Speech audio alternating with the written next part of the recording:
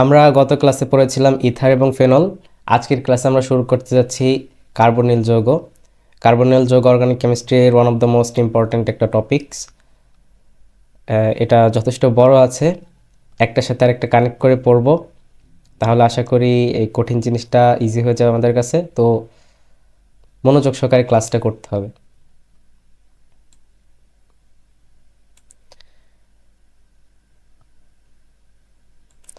তাহলে শুরু করতে যাচ্ছি কার্বনিল যৌগ। তো কার্বনিল যৌগকে দুই ভাগে ভাগ করা হয়, একটা হচ্ছে কিটোন আর একটা হচ্ছে অ্যালডিহাইড। কিটোনের কার্যকরী মূলক কি, আমরা যদি নামকরণ পড়ে থাকি ভালোভাবে তাহলে তো এগুলো জানার কথা। কিটোনের কার্যকরী মূলক হচ্ছে সিও এবং অ্যালডিহাইডের কার্যকরী মূলক হচ্ছে সিএইচও। এটা অ্যালডিহাইডের কার্যকরী মূলক সিএইচও এবং কিটোনের সিও। তো এটাকে যদি আমরা গঠনগতভাবে দেখি, এর গঠন আসলে কেমন, মানে এটা হচ্ছে আণবিক সংকেত। আমরা গাঠনিক সংকেত যদি দেখি তাহলে অ্যালডিহাইডের কার্বনের ওপর ডাবল বন্ড, একটা অক্সিজেন এবং একটা হাইড্রোজেন, এটা হচ্ছে অ্যালডিহাইডের গাঠনিক সংকেত। কিটোনের গাঠনিক সংকেত কি? কিটোনের গাঠনিক সংকেত হচ্ছে সি ডাবল বন্ড ও এখানে এইচ। তো এই যে এখানে যদি হাইড্রোজেন থাকে তাহলে সেটা অ্যালডিহাইড, আর এখানে হাইড্রোজেন না থাকলে সেটা কিটোন। তো এটার মধ্যে অ্যালডিহাইড আর কিটোনের মধ্যে কমন একটা জিনিস আছে, সেটা হচ্ছে এই যে এই অংশটুকু কমন। এই যে কার্বনের সাথে ডাবল বন্ডযুক্ত একটা অক্সিজেন আছে, এই অংশটুকু দুইটাতেই কমন। তো কার্বনিল যৌগ এটা খুবই ইম্পর্ট্যান্ট একটা যৌগ। কার্বনিল যৌগ খুবই ইম্পর্ট্যান্ট অর্গানিক কেমিস্ট্রিতে, সেই কারণে এটাকে বলা হয় মেরুদণ্ড, অর্গানিক কেমিস্ট্রির মেরুদণ্ড। তাহলে কার্বনিল যৌগকে কি বলা হয়? জৈব রসায়নের মেরুদণ্ড। এখন জৈব রসায়নের মেরুদণ্ড বলার কারণ কি? কারণ অধিকাংশ জৈব যৌগের উৎসই হলো কার্বনিল যৌগ। কার্বনিল যৌগ অধিকাংশ জৈব যৌগের উৎস, মানে এখান থেকে অধিকাংশ জৈব যৌগ তৈরি করা যায়। এই কার্বনিল যৌগই অধিকাংশ জৈব যৌগ উৎপন্ন করে, সেই কারণে বলা হয় কার্বনিল যৌগকে জৈব রসায়নের মেরুদণ্ড।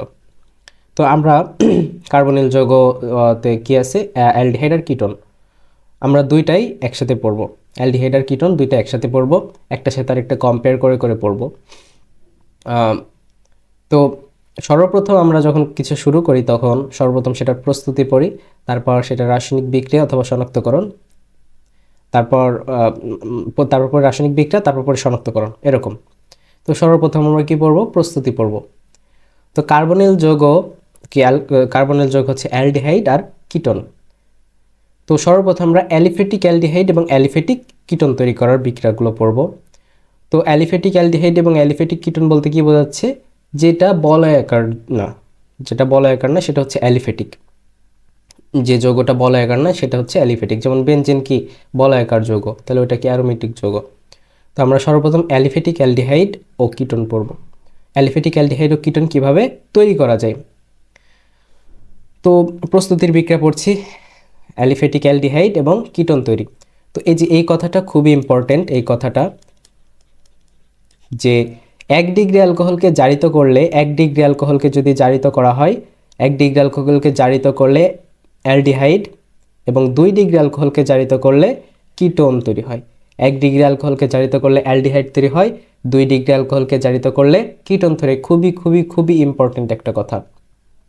আমরা অ্যালকোহল 1 ডিগ্রি কোনটা, 2 ডিগ্রি কোনটা, এটা তো আমরা জানি। 1 ডিগ্রি অ্যালকোহল কোনটা, যেমন এটা আমরা এক্সাম্পল দেখি, এক্সাম্পল দেখলে বিষয়টা আরও ক্লিয়ার হবে। এটা হচ্ছে একটা 1 ডিগ্রি অ্যালকোহল, যেমন CH3 CH2OH, এটা হচ্ছে একটা 1 ডিগ্রি অ্যালকোহল। এই 1 ডিগ্রি অ্যালকোহলকে যদি আমরা জারিত করি, জারণ করা মানে কি? অক্সিজেনের সাথে বিক্রিয়া। জারণ করা মানে সবসময় মনে রাখবা অক্সিজেনের সাথে বিক্রিয়া। শুধু অক্সিজেন না, যে কোনো ঋণাত্মক মূলকের সাথে বিক্রিয়া হচ্ছে জারণ বিক্রিয়া। তো এখানে জারিত করতে হলে অবশ্যই কি লাগবে? জারক লাগবে। তো আমরা অম্লীয় পটাশিয়াম পারম্যাঙ্গানেট, পটাশিয়াম ডাইক্রোমেট ব্যবহার করতে পারি, যে কোনো জারক ব্যবহার করতে পারো। তো এখানে পটাশিয়াম ডাইক্রোমেট একটা ভালো মানের জারক, তো এটা ব্যবহার করছি অম্লীয় H2SO4। এটা দিয়ে কী বলছি? অ্যাসিডীয় মাধ্যমে আছে পটাশিয়াম ডাইক্রোমেট। তাহলে আমরা 1 ডিগ্রি অ্যালকোহলকে জারণ করছি। এটা 1 ডিগ্রি কেমনে হলো? এটা একটু রিভিশন দিয়ে দিই। দেখো, অ্যালকোহল মূলকটা অ্যালকোহল মূলকটা যে কার্বনের সাথে যুক্ত আছে সেই কার্বনটা সরাসরি যতটা কার্বনের সাথে যুক্ত থাকে সেটা হয় তত ডিগ্রি অ্যালকোহল। তো এইখানে এই অ্যালকোহল মূলকটা এই কার্বনের সাথে যুক্ত আছে এবং এই কার্বনটা সরাসরি একটা কার্বনের সাথে যুক্ত আছে, শুধুমাত্র যে এই কার্বন। তার মানে এই অ্যালকোহলটা হচ্ছে 1 ডিগ্রি অ্যালকোহল। তাহলে 1 ডিগ্রি অ্যালকোহল জারিত হয়ে কি তৈরি করে? 1 ডিগ্রি অ্যালকোহল জারিত হয়ে অ্যালডিহাইড তৈরি করে। তাহলে অ্যালডিহাইডের কি মূলক থাকে? CHO, এই মূলক থাকে। তো এইখানে বিক্রিয়াটা হয় কেমন? এই যে এই অক্সিজেন আছে, এই অক্সিজেনটা এই যে হাইড্রোজেনের পাশে এসে যুক্ত হয় এবং এখান থেকে যে দুইটা হাইড্রোজেন আছে, এখান থেকে একটা হাইড্রোজেন এই OH এর সাথে মিলে পানি গঠন করে। OH এর সাথে মিলে পানি গঠন করে। তাহলে আমরা উৎপাদ হিসেবে যেটা পাই সেটা হচ্ছে CH3CHO। আর মানে এই অক্সিজেনটা এই হাইড্রোজেনের পাশে এসে যুক্ত হলো, আর আরেকটা হাইড্রোজেন এখান থেকে বের হয়ে এই OH এর সাথে যুক্ত হয়ে পানি গঠন করলো। তার মানে CH3CHO অ্যালডিহাইড তৈরি হলো, আর সাথে কি তৈরি হলো? এখনো পানি তৈরি হলো। তার মানে আমাদের বিক্রিয়াটা হচ্ছে এইটা। আর আমাদের কাঙ্ক্ষিত উৎপাদ কোনটা? আমাদের কাঙ্ক্ষিত উৎপাদ হচ্ছে অ্যালডিহাইড। অ্যালডিহাইড হচ্ছে আমাদের কাঙ্ক্ষিত উৎপাদ। এটা হচ্ছে আমাদের কাঙ্ক্ষিত উৎপাদ। তাহলে এভাবে আমরা 1 ডিগ্রি অ্যালকোহল থেকে অ্যালিফেটিক অ্যালডিহাইড পেতে পারি। এখন 2 ডিগ্রি অ্যালকোহল জারিত হয়ে কিটোন তৈরি করে, এটাও আমরা দেখি 2 ডিগ্রি অ্যালকোহল জারিত হয়ে কিভাবে কিটোন তৈরি করে। তো 2 ডিগ্রি অ্যালকোহল, আমরা একটা 2 ডিগ্রি অ্যালকোহল নিই, যেমন এটা CH3CHOH এটা হচ্ছে একটা 2 ডিগ্রি অ্যালকোহল। এটাকে আমরা জারিত করব। ফার্স্ট অফ অল এটা 2 ডিগ্রি অ্যালকোহল কীভাবে হলো আবার মনে করাই দিই। এই যে OH যে কার্বনের সাথে যুক্ত আছে সেই কার্বনটা সরাসরি দুইটা কার্বনের সাথে যুক্ত, তাই এটা 2 ডিগ্রি অ্যালকোহল। তাহলে 2 ডিগ্রি অ্যালকোহল যদি জারিত হয় তাহলে কি তৈরি করে? কিটোন তৈরি করে। 2 ডিগ্রি অ্যালকোহল জারিত হয়ে কিটোন তৈরি করে। এখানে আমরা জারক নিব K2Cr2O7 পটাশিয়াম ডাইক্রোমেট অম্লীয় মাধ্যমে। তাহলে এটা কি তৈরি করবে? কিটোন তৈরি করবে। তো এইখানে বিক্রিয়াটা কি হয়? এইখানে এই যে এই হাইড্রোজেন আর এই OH মিলে পানি গঠন করে, এই অংশটুকু মিলে কি গঠন করে? এই অংশটুকু মিলে H2O পানি গঠন করে। আর এই অক্সিজেন এই কার্বনের পাশে গিয়ে যুক্ত হয়, যে অক্সিজেনটা আছে এই অক্সিজেনটা এই কার্বনের পাশে গিয়ে যুক্ত হয়। তাহলে আমাদের যে যৌগটা পাচ্ছি, আমরা এখানে যে যৌগটা পাচ্ছি সেটা হচ্ছে CH3CO CH3 প্লাস H2O। তাহলে আমাদের কাঙ্ক্ষিত যৌগ কোনটা? এই যে এই কিটোন। তাহলে 2 ডিগ্রি অ্যালকোহল জারিত হয়ে কিটোন তৈরি করে এবং 1 ডিগ্রি অ্যালকোহল জারিত হয়ে অ্যালডিহাইড তৈরি করে। এভাবে আমরা অ্যালিফেটিক অ্যালডিহাইড এবং অ্যালিফেটিক কিটোন পেতে পারি। যে কোনো 1 ডিগ্রি অ্যালকোহলকে জারিত করলে অ্যালডিহাইড তৈরি হবে, যে কোনো 2 ডিগ্রি অ্যালকোহলকে জারণ করলে কিটোন তৈরি হবে। যে কোনো 1 ডিগ্রি অ্যালকোহলকে জারিত করলে অ্যালডিহাইড, যে কোনো 2 ডিগ্রি অ্যালকোহলকে জারিত করলে কিটোন তৈরি হবে। সিম্পল, একেবারে সিম্পল বিক্রিয়া। তাহলে আমরা কি তৈরি করলাম? তাহলে আমরা অ্যালিফেটিক অ্যালডিহাইড এবং অ্যালিফেটিক কিটোন তৈরি করলাম। তুমি যে কোনো 1 ডিগ্রি অ্যালকোহলকে জারিত যদি করো তাহলে অ্যালডিহাইড তৈরি হবে, যে কোনো 2 ডিগ্রি অ্যালকোহলকে যদি জারিত করো তাহলে কিটোন তৈরি হবে। খুবই সিম্পল বিষয়।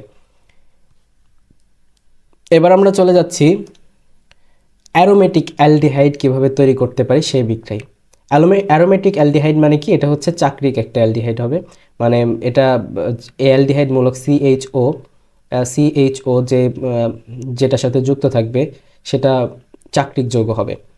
মানে এখানে দেখো এই CHO যেটার সাথে যুক্ত ছিল সেটা কি ছিল? অ্যালকাইল মূলক, যেমন CH3CH2 এটা ছিল এটার সাথে।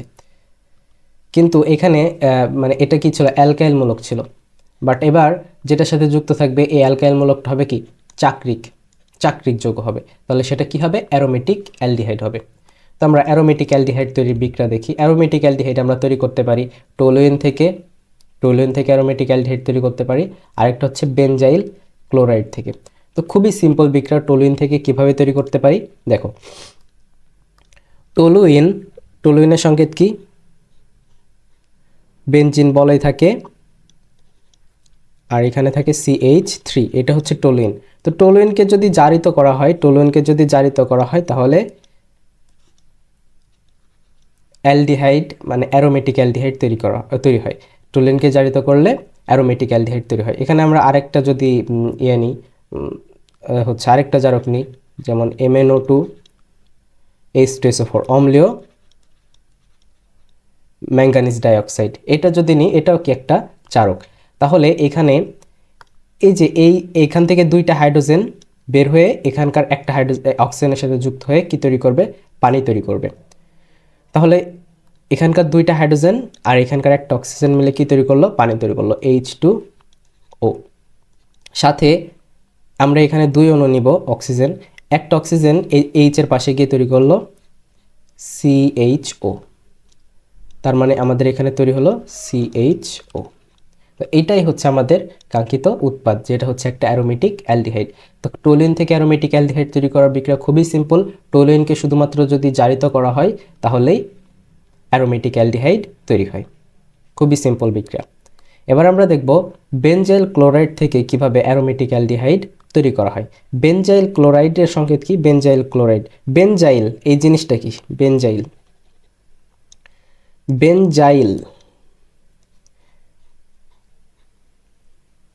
বেনজাইলের সঙ্গে হচ্ছে এখানে যদি CH2 এই মূলক থাকে তাহলে সেটাকে বলা হয় বেনজাইল।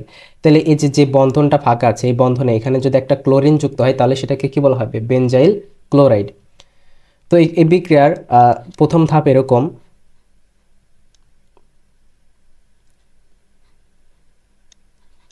বেনজাইল ক্লোরাইড নেওয়া হয় CH2Cl, এটা হচ্ছে কি বেনজাইল ক্লোরাইড। বেনজাইল ক্লোরাইডকে বিক্রিয়া করানো হয় পানির সাথে HOH, এটা কি পানির সাথে বেনজাইল ক্লোরাইডকে যখন বিক্রিয়া করানো হয় তখন এই যে ক্লোরিন আর H এই দুইটা একসাথে মিলে HCl গঠন করে, আর OHটা CH2 এর পাশে যায়, তাহলে কি তৈরি হয়, তাহলে এখানে তৈরি হয় CH2OH আর এখানে তৈরি হয় HCl। এখন এই যে আমরা একটু যদি লক্ষ্য করি তাহলে এখানে কি তৈরি হলো বলো তো, এখানে যদি আমরা একটু লক্ষ্য করি তাহলে এখানে তৈরি হলো 1 ডিগ্রি অ্যালকোহল, 1 ডিগ্রি অ্যালকোহল তৈরি হলো।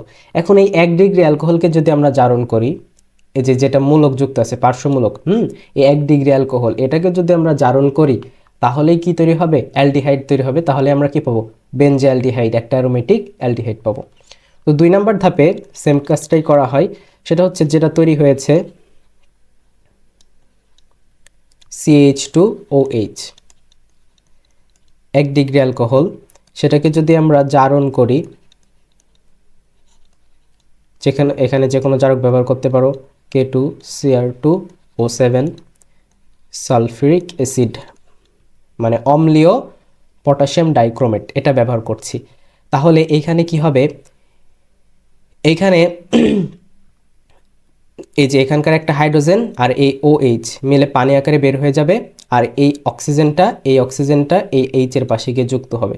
তাহলে কি তৈরি হবে, আমরা যেমন 1 ডিগ্রি অ্যালকোহল থেকে যেভাবে অ্যালডিহাইড তৈরি করেছি ওই বিক্রিয়াটাই, তাহলে CHO আর H2O। তাহলে এটাই হচ্ছে আমাদের কি কাঙ্ক্ষিত অ্যারোমেটিক অ্যালডিহাইড। তো এভাবে আমরা টলুইন থেকে এবং বেনজাইল ক্লোরাইড থেকে অ্যারোমেটিক অ্যালডিহাইড তৈরি করতে পারি।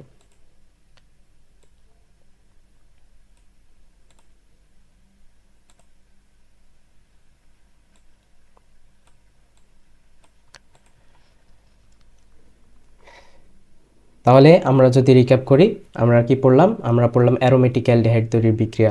অ্যারোমেটিক অ্যালডিহাইড তৈরি করা যায় দুইটা জিনিস থেকে, একটা হচ্ছে টলুইন আর একটা হচ্ছে benzyl chloride.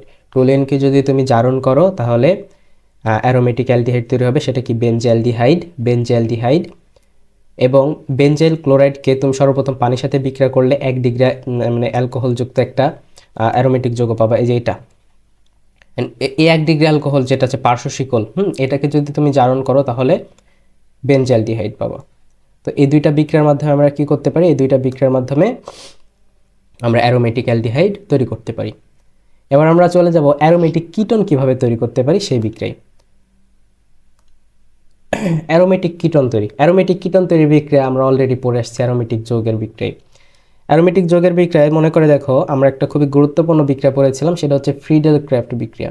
Friedel craft alkylation, Friedel craft acylation, Friedel craft nitration, এগুলো পড়েছিলাম। তো ফ্রিডেল ক্রাফট অ্যাসাইলেশনে আমাদের কিন্তু অ্যারোমেটিক কিটোন উৎপন্ন হয়েছিল।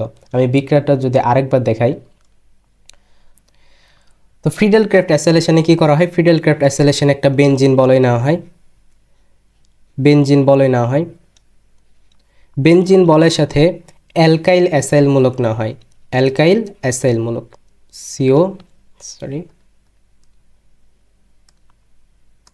COCl।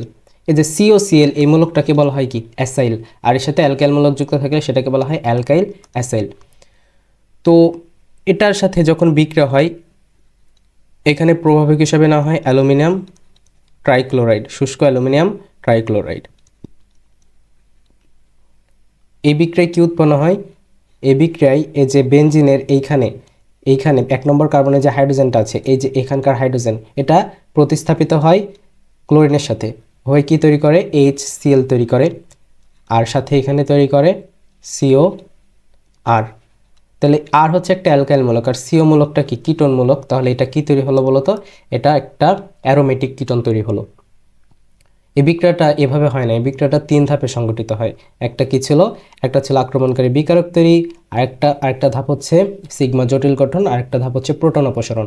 আমরা বিক্রিয়াটা যদি আবার দেখি, আমরা এটা অ্যারোমেটিক যোগে দেখেছিলাম। এটা হচ্ছে একটা বেনজিন বলয়, এর সাথে কি বিক্রিয়া করে, অ্যালকাইল অ্যাসেল, আমরা মিথাইল অ্যাসেল নিলাম CH3COCl। এই বিক্রিয়া, এটার বিক্রিয়া দেখাবো। তো সর্বপ্রথমে কি তৈরি হয়, সর্বপ্রথমে তৈরি হয় 1 নম্বর ধাপে তৈরি হয় আক্রমণকারী বিকারক। তো আক্রমণকারী বিকারক কীভাবে তৈরি হয়,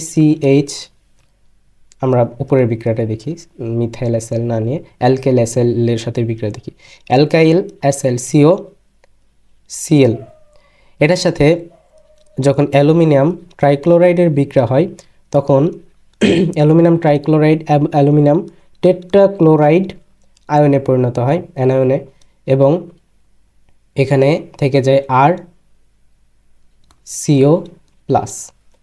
এখন এটাই হচ্ছে আক্রমণকারী বিকারক। এটাই কি RCO+, এটাই হচ্ছে আক্রমণকারী বিকারক। এই আক্রমণকারী বিকারক বেনজিনকে আক্রমণ করে, বেনজিনকে এই আক্রমণকারী বিকারক আক্রমণ করে। বেনজিনকে দ্বিতীয় ধাপে যখন আক্রমণ করে, তখন এই দ্বিতীয় ধাপকে বলা হয় সিগমা জটিল গঠন, কারণ বেনজিনের সাথে আক্রমণকারী বিকারক আক্রমণ করে একটা জটিল আকারের গঠন তৈরি করে, সেই গঠনকে বলা হয় সিগমা জটিল গঠন, RCO+।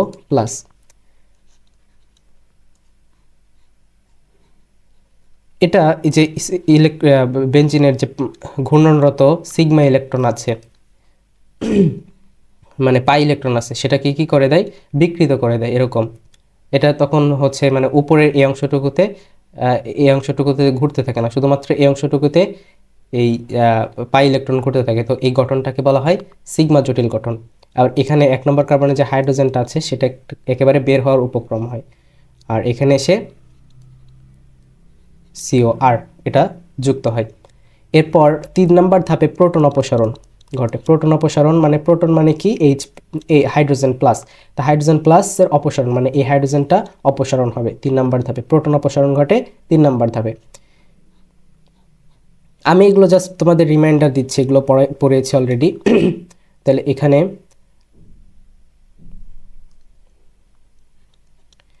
COR, আর এখানে ছিল হাইড্রোজেন, এন্ড প্রথম ধাপে যেটা উৎপন্ন হয়েছিল অ্যালুমিনিয়াম টেট্রাক্লোরাইড মাইনাস, এটার সাথে যখন এটা বিক্রিয়া করে, এখানের একটা ক্লোরিনের সাথে এখানকার একটা হাইড্রোজেন বিক্রিয়া করে তৈরি করে HCl, আর থেকে যায় অ্যালুমিনিয়াম ট্রাইক্লোরাইড, আর এখানে উৎপন্ন হয় COR। তাহলে আর হচ্ছে যে কোনো অ্যালকাইল মূলক, আর CO হচ্ছে কি একটা CO হচ্ছে একটা কিটোন মূলক। তাহলে এভাবে আমরা অ্যারোমেটিক কিটোন তৈরি করতে পারি। তাহলে এটাই হচ্ছে আমাদের কাঙ্ক্ষিত উৎপাদ। এভাবে আমরা অ্যারোমেটিক কিটোন তৈরি করতে পারি। অ্যারোমেটিক কিটোন তৈরির বিক্রিয়াটা কি, অ্যারোমেটিক কিটোন তৈরির বিক্রিয়া হচ্ছে ফ্রিডেল ক্রাফট অ্যাসাইলেশন। আমরা এখন আর এর মান যেটাই দিব, আর এর মান যেটা দিব সেই অনুযায়ী আমাদের কিটোন, অ্যারোমেটিক কিটোন তৈরি হবে। তো এই ছিল হচ্ছে aliphatic aldehyde, aliphatic ketone aromatic aldehyde aromatic ketone তৈরির বিক্রিয়া। আমরা এবার পড়ব কার্বনিল যৌগের বৈশিষ্ট্যপূর্ণ বিক্রিয়া। কার্বনিল যৌগের বৈশিষ্ট্যপূর্ণ বিক্রিয়া হলো কেন্দ্রাকর্ষী জুট বিক্রিয়া। কেন্দ্রাকর্ষী জুট বিক্রিয়া, এটা খুব ইম্পর্ট্যান্ট একটা লাইন। কার্বনিল যৌগের বৈশিষ্ট্যপূর্ণ বিক্রিয়া হলো কেন্দ্রাকর্ষী জুট বিক্রিয়া। এখন কেন কার্বনিল যৌগ কেন্দ্রাকর্ষী জুট বিক্রিয়া দেয়, এটাই ওর বৈশিষ্ট্যপূর্ণ বিক্রিয়া। কেন সাধারণত এই বিক্রিয়া কেন কার্বনিল যৌগ দিয়ে থাকে? তাহলে আমরা যদি কার্বনিল যৌগের গঠনটা দেখে থাকি, কার্বনিল যৌগের যে মূলক আছে সেটা হচ্ছে অ্যালডিহাইড মূলক এবং কিটোন মূলক। তো অ্যালডিহাইড মূলক এবং কিটোন মূলক উভয় মূলকের একটা কমন পার্ট থাকে, সেটা হচ্ছে এইটা, কার্বনের সাথে ডাবল বন্ডযুক্ত একটা অক্সিজেন থাকে আর দুইটা বন্ধন এভাবে ফাঁকা থাকে। এই পার্টটা একেবারে কম্পালসারি, অ্যালডিহাইড এবং কিটোন দুইটাতেই এরকম পার্ট থাকে। তো এইখানে দেখা যাচ্ছে একটা কি বন্ধন আছে, এখানে পাই বন্ধন আছে, এটা হচ্ছে সিগমা বন্ধন, আর উপরেরটা কি পাই বন্ধন। তো এই পাই ইলেকট্রন অক্সিজেন নিজের দিকে টেনে নেয়। অক্সিজেনের তড়িৎ ঋণাত্মকতা কি বেশি, অবশ্যই কার্বনের থেকে বেশি। তো অক্সিজেন এই পাই ইলেকট্রন নিজের দিকে টেনে নেয়। অক্সিজেন যখন পাই ইলেকট্রন নিজের দিকে টেনে নেয় তখন যে ইলেকট্রন নেয় সে কি হয় ঋণাত্মক। তার মানে এইখানে গঠনে কার্বন হয়ে যায় কি ধনাত্মক চার্জযুক্ত আর অক্সিজেন হয়ে যায় কি ঋণাত্মক চার্জযুক্ত, এবং পাই বন্ধনটা ওপেন হয়। তো এইখানে দেখতে পাচ্ছি কার্বনের কি চার্জ, কার্বনের চার্জ ধনাত্মক। এখন কার্বনের চার্জ ধনাত্মক, ধনাত্মক চার্জ হলে এই বিকারককে কোন ধরনের বিকারক আকর্ষণ করবে? ধনাত্মক চার্জকে কিসের সাথে তুলনা করা হয়? পরমাণুর নিউক্লিয়াসের সাথে। নিউক্লিয়াসকে কি বলা হয়? কেন্দ্র। পরমাণু নিউক্লিয়াসের সাথে কেন ধনাত্মক চার্জকে তুলনা করা হয়? কারণ পরমাণুর নিউক্লিয়াসও ধনাত্মক চার্জ থাকে, প্রোটনের চার্জ। তো এখন এই যে পরমাণুর নিউক্লিয়াসকে কি বলা হয়? কেন্দ্র। তাহলে এই যে কার্বন প্লাস, এটাকে কিসের সাথে তুলনা করা হচ্ছে? কেন্দ্রের সাথে, এটাকে কেন্দ্রের সাথে তুলনা করা হচ্ছে। তাহলে এই কার্বন প্লাস মানে কার্বোক্যাটায়ন, এটাকে যে আকর্ষণ করবে সেই বিকারকটা কোন ধরনের বিকারক হবে? অবশ্যই এটা হবে কেন্দ্রাকর্ষী বিকারক। এবং কার্বনের যেহেতু কি হলো একটা বন্ড ওপেন হলো, তার মানে এখানে সে কোনো কিছু কি হতে পারবে? যুক্ত হতে পারবে। তাহলে কার্বনিল যৌগের বৈশিষ্ট্যপূর্ণ বিক্রিয়া হচ্ছে কেন্দ্রাকর্ষী জুট বিক্রিয়া। এই সি প্লাস মানে কার্বোক্যাটায়নটাকে আকর্ষণ করবে কোন বিকারক? কেন্দ্রাকর্ষী বিকারক। কেন্দ্রাকর্ষী বিকারক, এটাকে অলওয়েজ কেন্দ্রাকর্ষী বিকারক আকর্ষণ করবে। তো এই কারণে কার্বনিল যৌগের বৈশিষ্ট্যপূর্ণ বিক্রিয়া কেন্দ্রাকর্ষী জুট বিক্রিয়া, কেন্দ্রাকর্ষী বিকারক আকর্ষণ করবে।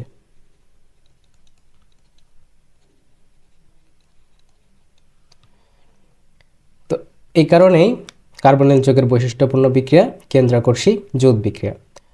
এখন আমরা যদি সক্রিয়তা নিয়ে আলোচনা করি, সক্রিয় কোনো যৌগ বেশি সক্রিয় বলতে কি বোঝাচ্ছে?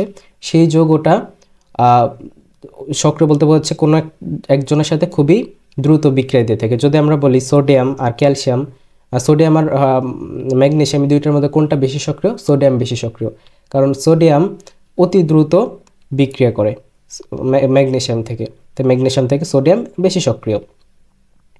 তো যে যত দ্রুত বিক্রিয়া দেয় সে তত বেশি সক্রিয়। তো অ্যালডিহাইড এবং কিটোন এই দুইটার মধ্যে কে বেশি সক্রিয়, এটা যদি আমরা কম্পেয়ার করি তাহলে অ্যালডিহাইড বেশি সক্রিয়, অ্যালডিহাইড বেশি সক্রিয়। এখন কেন অ্যালডিহাইড বেশি সক্রিয় আমরা সেটা যদি চিন্তা করি, সেটা যদি বের করতে চাই তাহলে এখানে কয়েকটা বিষয় আসে।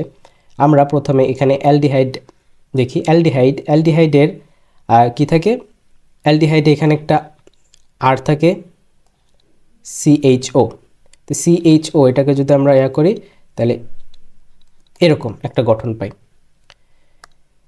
এখন আমরা যদি কিটোনকে ভাঙি, কিটোন কেমন? কিটোন হচ্ছে এরকম, দুই পাশে দুইটা অ্যালকাইল মূলক থাকে আর মধ্যে হচ্ছে কিটোন মূলক। আর এখন এই যে অ্যালকাইল মূলকগুলো হচ্ছে ইলেকট্রন দানকারী গ্রুপ। কি কারী গ্রুপ? ইলেকট্রন দানকারী গ্রুপ, মানে এরা ইলেকট্রন দান করে। এখন এখানে একটু পরে গঠন কেমন হয়ে যাচ্ছে? এখান থেকে গঠন এরকম হয়ে যাচ্ছে। এখান থেকে গঠন হচ্ছে যে আর সি প্লাস, অক্সিজেন কি হয়ে যাচ্ছে মাইনাস, আর এখানে হাইড্রোজেন। এখন এই যে এখানে কি আছে? এখানে আছে অ্যালকাইল মূলক, আর অ্যালকাইল মূলকগুলো কি হয়? ইলেকট্রন দানকারী মূলক হয়। তো এই কি করে? ইলেকট্রন এই যে কার্বনকে দান করে, যখন কার্বনের ইলেকট্রন ঘাটতি হয়ে যায় তখন ইলেকট্রন কার্বনকে দান করে। তো এখানে কিটোনের ক্ষেত্রে কি হচ্ছে, কিটোনের ক্ষেত্রেও সেম একটা ঘটনা ঘটছে। কিটোনের ক্ষেত্রে এই যে আর কার্বন প্লাসে পরিণত হচ্ছে, অক্সিজেন মাইনাসে পরিণত হচ্ছে, কারণ পাই ইলেকট্রন নিজের দিকে টেনে নিচ্ছে এখানে আর। এখন এর দেখো, এর হচ্ছে দুই পাশে ইলেকট্রন দানকারী গ্রুপ, মানে এও ইলেকট্রন দিবে, এও ইলেকট্রন দিবে কাকে, কার্বনকে, কার্বনকে ইলেকট্রন দিচ্ছে। অ্যান্ড কার্বনকে যখন ইলেকট্রন দিবে, তাহলে কার্বন যদি ইলেকট্রন নেয় তাহলে তার প্লাস চার্জের মাত্রা কি হবে, হ্রাস পাবে, তাই কিনা, প্লাস চার্জের মাত্রা হ্রাস পাবে।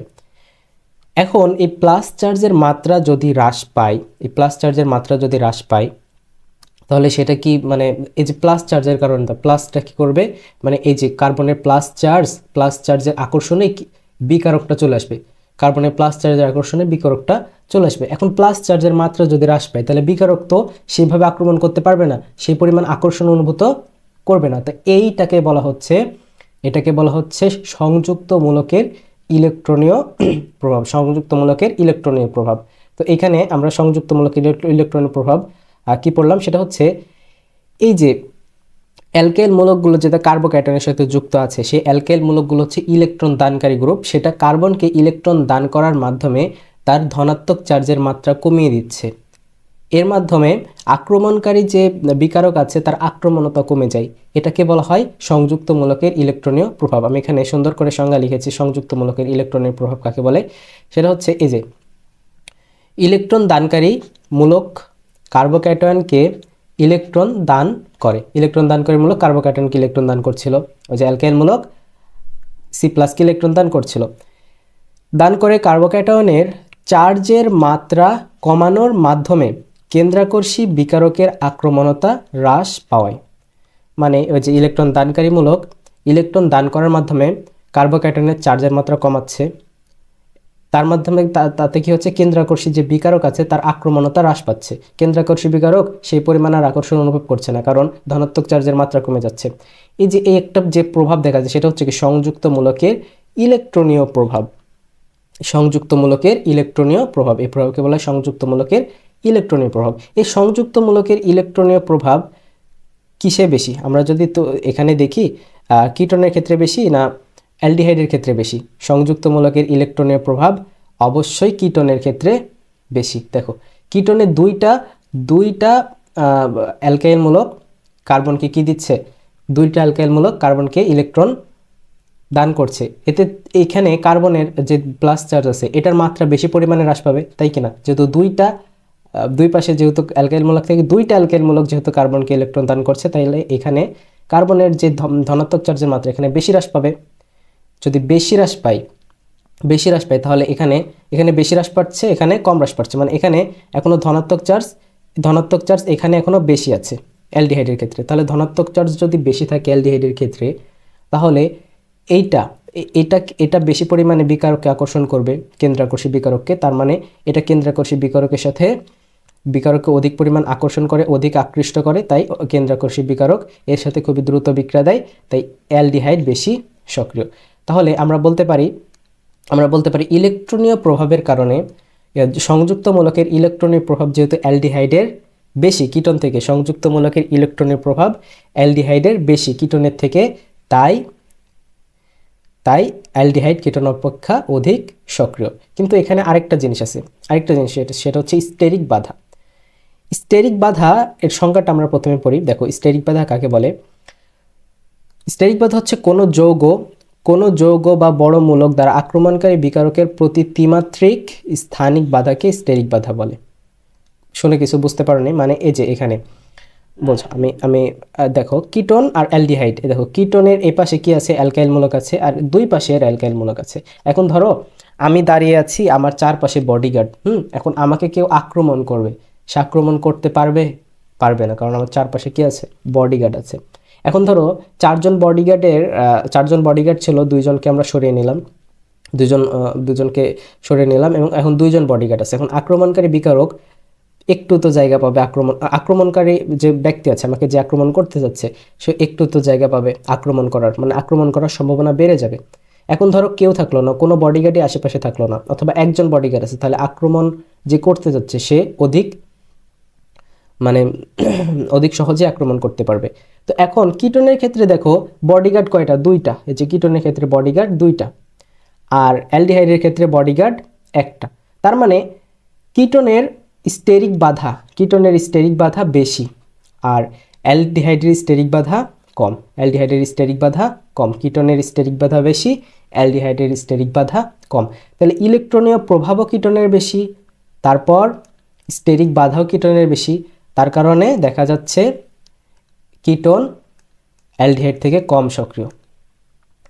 স্টেরিক বাধাও বেশি, সেই কারণে কোনো আক্রমণকারী বিকারক আক্রমণ করতে পারছে না।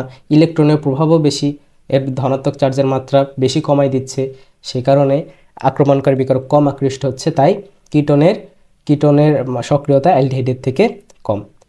তো আমি এখানে সুন্দর করে এগুলো এক্সপ্লেন করেছি। কোনো যৌগের বড় মূলক বা কোনো যৌগ বা বড় মূলক দ্বারা আক্রমণকারী বিকারকের প্রতি ত্রিমাত্রিক বাধাকে বলা হয় স্টেরিক বাধা। তো সংযুক্ত মূলকের ইলেকট্রনীয় প্রভাব এবং স্টেরিক বাধার কারণেই অ্যালডিহাইড কিটোন থেকে বেশি সক্রিয়। কিটোন থেকে বেশি সক্রিয়। তো আশা করি বুঝতে পারছো যে কেন অ্যালডিহাইড কিটোন থেকে অধিক সক্রিয়।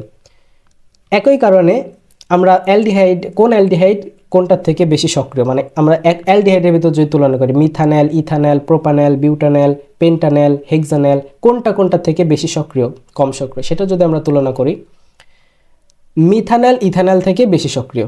তাহলে ইথানল প্রোপানল থেকে বেশি সক্রিয়, প্রোপানল বিউটানল থেকে বেশি সক্রিয়। এখন কেন? সেম কারণে, স্টেরিক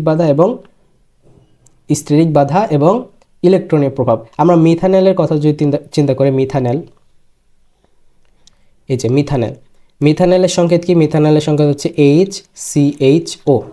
তো এটাকে যদি আমরা ভাঙি তাহলে আমরা পাই এরকম যে এখানে আছে HC ডাবল বন্ড OH।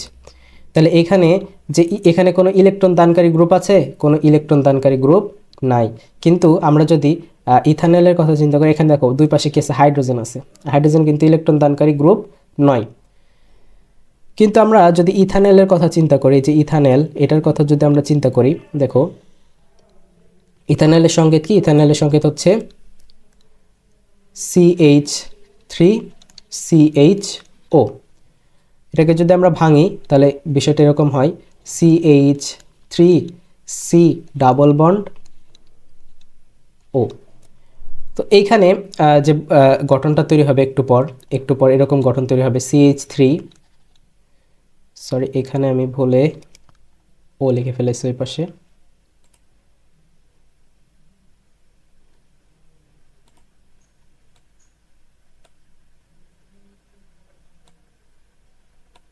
এখানে হবে H।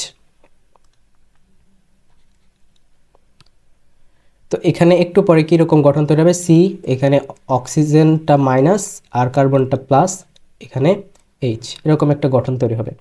তাহলে এইখানে আমরা দেখতে পাচ্ছি এখানে কিন্তু একটা ইলেকট্রন দানকারী গ্রুপ আছে। তাহলে এই কি করছে? ইলেকট্রন দান করছে কার্বোক্যাটনকে দান করার মাধ্যমে কার্বোক্যাটনের চার্জের মাত্রা কমিয়ে দিচ্ছে। কার্বোক্যাটনকে ইলেকট্রন দান করার মাধ্যমে কার্বোক্যাটনের চার্জের মাত্রা কমিয়ে দিচ্ছে। তাহলে চার্জের মাত্রা যদি কমে যায় তাহলে আক্রমণকারী বিকারক তো সেই পরিমাণে আকর্ষিত হবে না, তার মানে এটা কম সক্রিয় হয়ে যাবে। তাই ইথানল ইথানল থেকে অধিক সক্রিয়, ইথানল মিথানল থেকে কম সক্রিয়। আবার এখানে যদি দেখো এর পাশে কোনো বডিগার্ডই নেই, এখানে কোনো বডিগার্ডই নেই, আর এখানে একটা বডিগার্ড আছে, তাহলে একে আক্রমণ করা কঠিন হবে, একে আক্রমণ করা খুবই সোজা হবে। সেই কারণে মিথানল ইথানল থেকে অধিক সক্রিয়, তাহলে ইথানল প্রোপানল থেকে অধিক সক্রিয়, প্রোপানল বিউটানল থেকে অধিক সক্রিয়। যত বেশি মানের হচ্ছে যে অ্যালকাইল মূলক যুক্ত হবে, মানে প্রোপাইল, বিউটাইল, পেন্টাইল কি বিউটাইল থেকে বড় মানে সাইজে বড় একজন বডিগার্ড পাশে যুক্ত হচ্ছে, তাহলে সাইজে বড় যদি একজন বডিগার্ড পাশে যুক্ত হয় তাহলে সে তো বেশি পরিমাণ বাধা দিতে পারবে যে আমাকে আক্রমণ করতে চাচ্ছে তার থেকে, তাই না? তো সেই কারণে দেখা যাচ্ছে তখন স্টেরিক বাধাও বাড়ছে এবং কি হচ্ছে যে ইলেকট্রনের প্রভাবও বাড়ছে।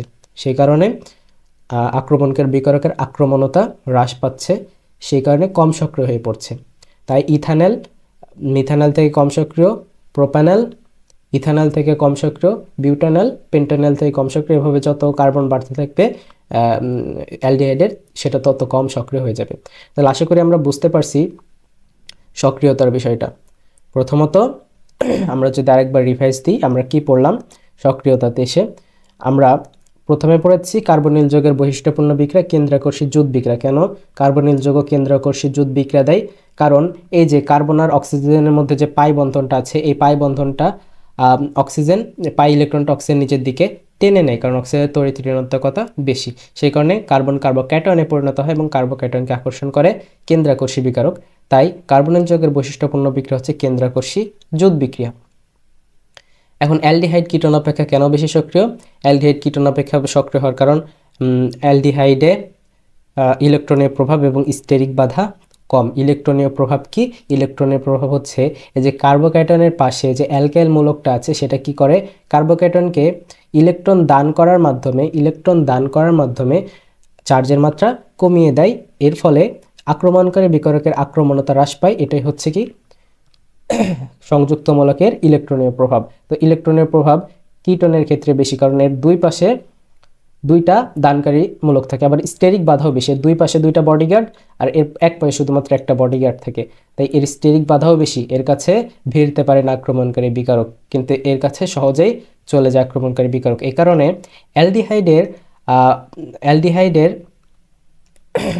অ্যালডিহাইড কিটোন অপেক্ষা অধিক সক্রিয় এই কারণে। তো কারণটা কি? কারণটা হচ্ছে সংযুক্ত মূলকের ইলেকট্রনের প্রভাব এবং স্টেরিক বাধা। সংযুক্ত মূলকের ইলেকট্রনের প্রভাব এবং স্টেরিক বাধার কারণে অ্যালডিহাইড কিটোন অপেক্ষা অধিক সক্রিয়। এবং লাস্টে যেটা পড়লাম অ্যালডিহাইড কিটোন অপেক্ষা অধিক সক্রিয়। এখন কোন অ্যালডিহাইড বেশি সক্রিয়? তো যত কার্বন বাড়বে অ্যালডিহাইডের, সে অ্যালডিহাইডটা তত কম সক্রিয় হবে। তো সবচেয়ে কম কার্বন বিশিষ্ট অ্যালডিহাইড হচ্ছে কি মিথানল, অর্থাৎ মিথানল সবচেয়ে বেশি সক্রিয় অ্যালডিহাইড। তো মিথানল ইথানল অপেক্ষা অধিক সক্রিয়, একই কারণ সংযুক্ত মূলকের ইলেকট্রনের প্রভাব এবং স্টেরিক বাধা। এই কারণে মিথানল ইথানল থেকে অধিক সক্রিয়। আশা করি বোঝা গেছে। এবার আমরা নেক্সট টপিকে চলে যাচ্ছি। আমরা কার্বনিল যৌগের পরিচিতি পড়েছি কার্বনিল যৌগ কি, এরপর কার্বনিল যৌগ কিভাবে প্রস্তুত করা হয় সেটা পড়েছি, সেটার বিক্রিয়া দেখেছি। এরপর আমরা দেখলাম কার্বনিল যৌগের ধর্ম। কার্বনিল যৌগের ভেতর কোনটা বেশি সক্রিয় কোনটা কম সক্রিয়। এখন আমরা চলে যাব কার্বনিল যৌগের শনাক্তকরণের বিক্রিয়া, কিভাবে কার্বনিল যৌগ শনাক্তকরণ করা যায়। এখন কার্বনিল মূলক কি? কার্বনিল মূলক হচ্ছে যে এই মূলকটা। কার্বনিল মূলকের কথা যদি বলি তাহলে কার্বনিল মূলকটা হচ্ছে এই যে এই মূলকটা, এটা হচ্ছে কার্বনিল মূলক। তো কার্বনিল মূলক কিভাবে শনাক্তকরণ করা যায়? তো কার্বনিল মূলক শনাক্তকরণের বিক্রিয়াতে ব্যবহার করা হয় একটি স্পেশাল যৌগ, সেটাকে বলা হয় 2,4-ডাইনাইট্রোফিনাইল হাইড্রাজিন। 2,4-ডাইনাইট্রোফিনাইল হাইড্রাজিন।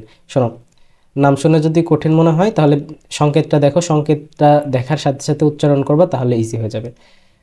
আমরা বিক্রিয়াতে সরাসরি চলে যাই, তারপর আমরা দেখব আসলে কি হচ্ছে।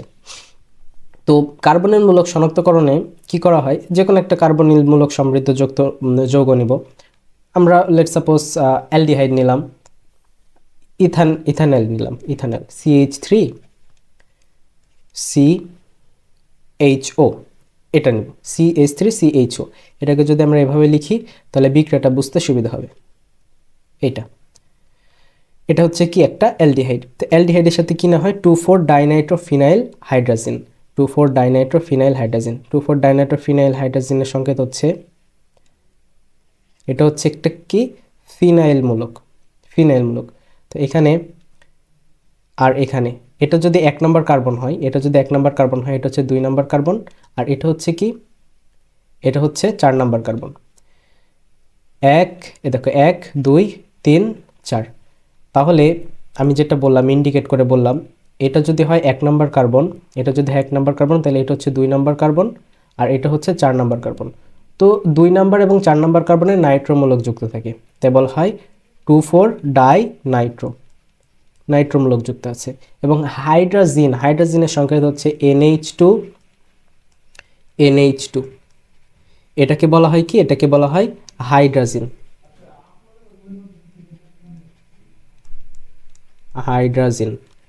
এটাকে বলা হয় হাইড্রাজিন। তো এখানে হাইড্রাজিন যুক্ত থাকে। এইখানে হাইড্রাজিনের সংকেত কি? H2N NH, NH2 এখানে একটা হাইড্রোজেন প্রতিস্থাপন হয়ে 2,4 ডাইনাইট্রোফিনাইল হাইড্রোজেন গঠন করেছে। এটার নাম কি? এটার নাম সুন্দরভাবে মাথায় রাখতে হবে, সেটা হচ্ছে 2,4 ডাই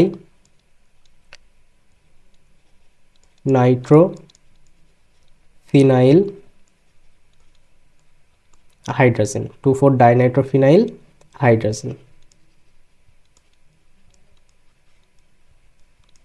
2,4 ডাইনাইট্রোফিনাইল হাইড্রোজেন।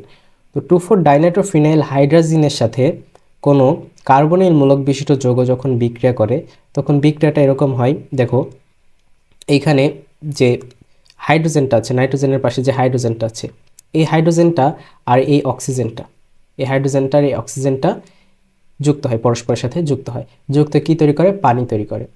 আর এবং এই যে কার্বনিল মূলকটা এটার সাথে অ্যাটাচড হয়ে যায়। তাহলে আমরা কি পাচ্ছি? তাহলে আমরা পাচ্ছি CH3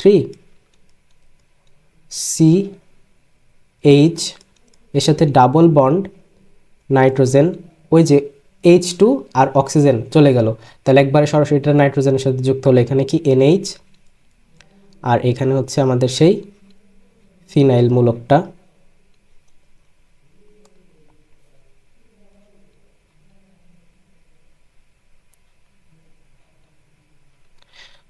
ফিনাইল মূলকটা, যার 2 নাম্বার আর 4 নাম্বারে কি যুক্ত আছে? নাইট্রো মূলক যুক্ত আছে, নাইট্রো।